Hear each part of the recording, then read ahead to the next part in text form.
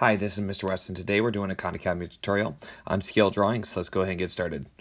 So it says a scale on a hiking map shows that 3 inches represents 1.25 miles. What number of inches on the map represent 10 actual miles? There's two ways I like to approach a problem like this. The first way is using a proportion, and the second way is using a unit rate. I'll go ahead and start with the proportion. That's kind of the popular method. So what we're going to do here is we're going to set up a proportion where we compare the map to the actual. So proportion is just two equal ratios. So we're going to compare the map to the actual. You can see here that our units for the map are in inches and the units for the actual are in miles. So I do know some information on that.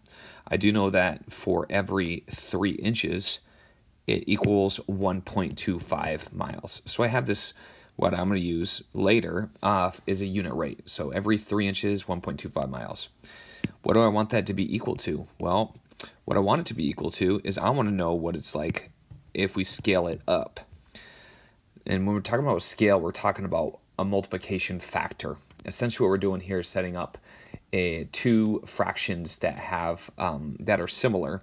So there's some sort of factor that both the numerator and denominator share.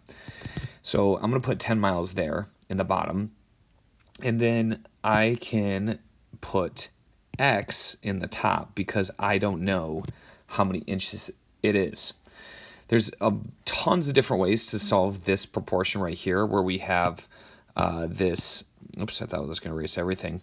We have this x in the numerator here, a bunch of different ways.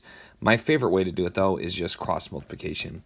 What we're going to do for cross multiplication is we're going to do the 3 times the 10, as that little connecting line suggests, and we put that equal to 1.25 times x.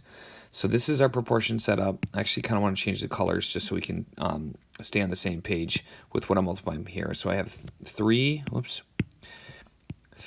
times 10 on the left side. And it doesn't really matter if you put it on the left side or the right side, but I'm just going to go ahead and put it on the left side. And then on the right side, I have 1.25, and that is multiplied by x. And that's my unknown amount. So that's going to be some inch amount. Okay. So now I have just a one-step equation here. Well, this requires some simplification before I get into the one step. I'm going to switch to just purple here to show the solution. Let's go purple. Okay, so I have 3 times 10, that equals 30, equals, and then we can combine this to be 1.25x. What do I do from here? Well, because I know that 1.25 is multiplied by x, that means I need to divide by 1.25 to both sides. These little lines are confusing, so I'm going to get rid of them. Okay, I was just doing that to show you that, what process I was doing. So now I'm going to take my calculator and do 30 divided by 1.25, and I get 24. So x equals 24, and I can't forget my units, which is inches. So 24 inches is my answer, and that's the map. Now, let's say if you want to do a different method. A different method is to use the inch per mile, which is the unit rate. So I can just take 3 and I divide it by 1.25, and that gives me a unit rate. So I'm going to go ahead and do that now. 3 divided by 1.25, and I get 2.4. And I think you guys probably see where this is going. So I get 2.4, and my unit rate is inches per mile. So if I know that I have 2.4 inches per mile and I want 10 miles, well, then that means I just multiplied the two things. So I do 2.4 times the 10 miles, and that will give me 24 inches. And I should probably put the units inches per mile. If you ever take chemistry, you'll see that you'll learn that you can cancel out units. So I would cancel out the miles in the bottom with the miles in the top, and we're left with just inches. So that's why it's 24 inches and not anything else. So I'm going to put 24 here. That's my answer to the first one.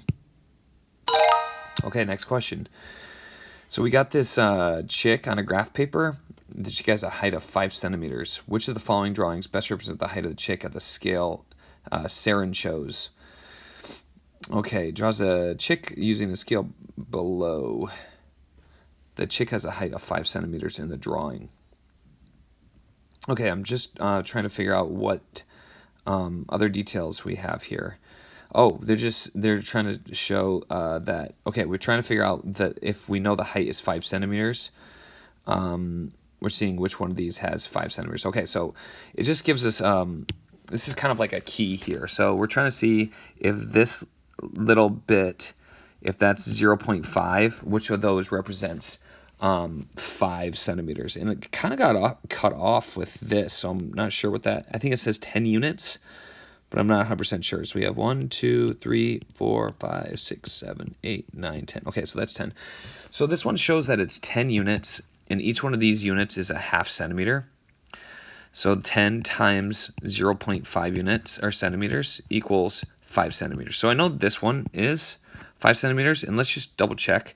So this one is 1 to 2.5, so that's 2.5 of those units, and we multiply that by 0.5, and that's obviously not 5 centimeters. And then I'll just show you letter C real quick. And that one is 5, and you multiply by 0.5, and you get 2.5. So only the A shows that it has a height of 5 centimeters. This one you kind of have to just look for all 3 choices. I thought it was going to give me like more details, but we just check all 3 choices to see which one is 5 centimeters. All right, here we go. This is more of like what we started with.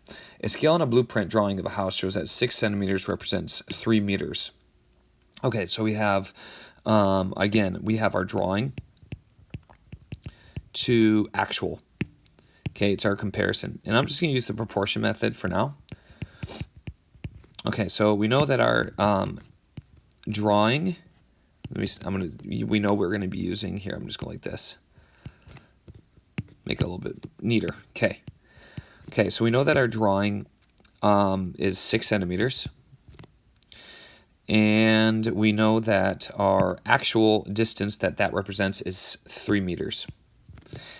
Okay, so we don't know how many number of centimeters. So we don't know the drawing for this comparison, but we know that we were looking for a distance of 20 centimeters, and so we wanted 27 meters, pardon me, but we don't know how many centimeters that's going to be on our drawing.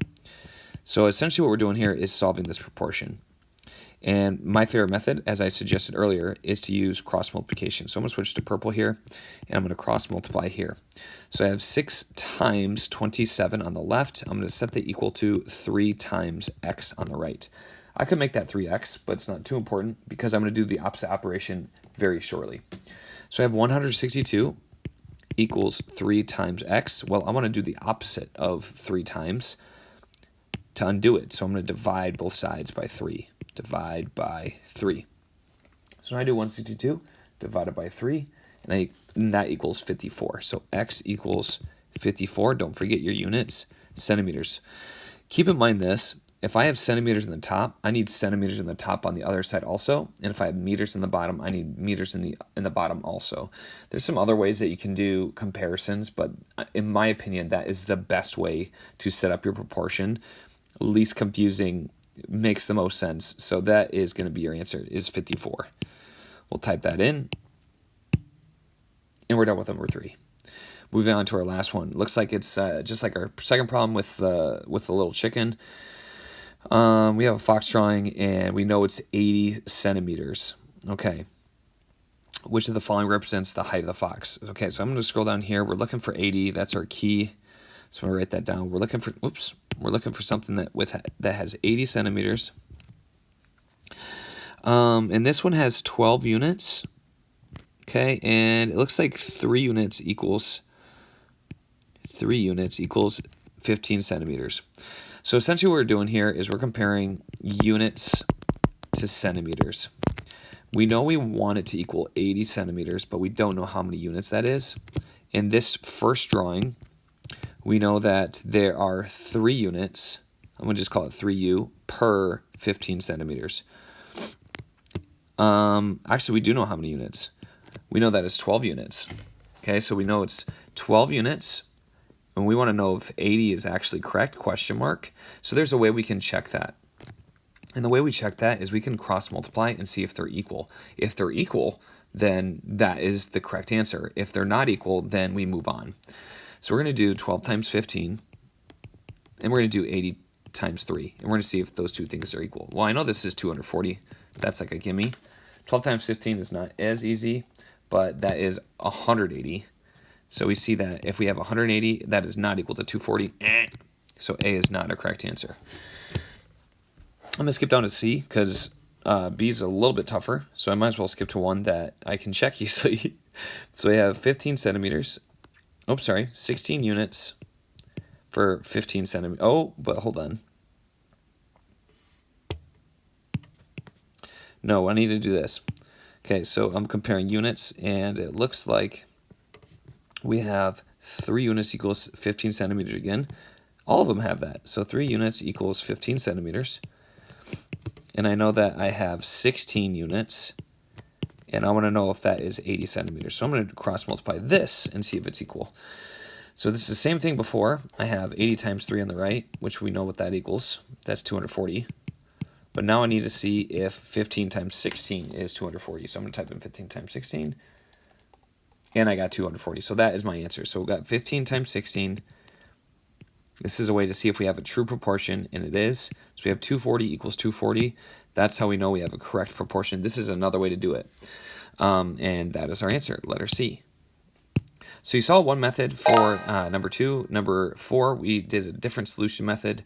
And either way, you can use a proportion or unit rate for all these problems. If you have any questions, make sure to leave a comment below, and I look forward to seeing you next time right here on Wes Explains Best.